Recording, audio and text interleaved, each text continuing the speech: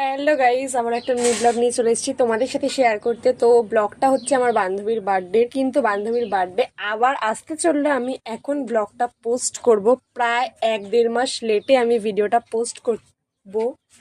তো তারপরে আমি আর বাপি মিলে বেরিয়ে পড়েছিলাম। বাপি আমাকে দিয়ে আসতে যাচ্ছিল। তো জয়িতাদের বাড়ি আমি অনেকবার গেছি, প্রায় 8-9 বার গেছি, তাও আমার ওদের বাড়ির রাস্তা গুলিয়ে যায়।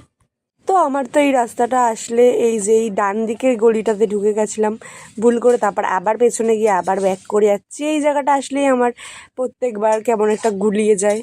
তো তারপরে আমি জয়িতাদের বাড়ি চলে এসেছিলাম, মানে ওদের বাড়ির গলির সামনে চলে এসেছিলাম। তো এখান থেকে আমি হেঁটে হেঁটে একটুখানি যাচ্ছিলাম, আমাকে আমার বাবা নামিয়ে দিয়েছিল। তো চলো আবার ওদের বাড়ি যাওয়া যাক।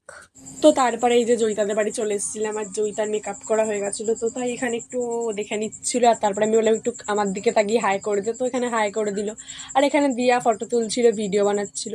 তারপরে এখানে জয়িতা এমন একটা কাণ্ড করলো যে ওকে দিয়া একটা ঠাস করে চট দিয়ে দিল। তারপরে এখানে আমি আমার থোবড়া দেখাচ্ছিলাম তোমাদেরকে, বসেছিলাম। তারপর এখানে জয়িতা বসে পড়েছিল ফটোশ্যুট করার জন্য। তো এখানে বসে বসেও ফটোশ্যুট করছিল। আর এখানে ঠিক আগেকার দিনে বৌভাত বাড়িতে যেমন বউরা পোজ দিত, ঠিক তেমনই ও পোজ দিচ্ছিল। তো এখানে বৌভাতের ফটোশ্যুট করে নিচ্ছিল গাইজ ও। আর তারপরে এই যে এখানে আমি বসেছিলাম, আর এই বান্ধবীটা চলে এসেছিলো, তো ও একটু হাই করে দিল। তো এখানে দিয়া ফোন দেখছিল আর আমি এখানে বসেছিলাম। তারপরে এখানে কেক কাটিং শুরু হয়ে যায়, তো সবাই চলে এসেছিলো, তাই কেক কাটিং করার জন্য এখানে জয়িতা কেক নিয়ে একটু ফটোশ্যুট করে নেওয়ার পরই তারপর কেক কাটিং হয়ে গেছিলো। তো তারপরে এখানে জয়িতা এমন পোজ দিচ্ছিল গাইজ, তোমরা তো দেখে পুরো অবাক হয়ে যাবে। আমি তো ভাবছিলাম যে ওর কেকটাই না পড়ে যায় এইসব পোজ দিতে দিতে।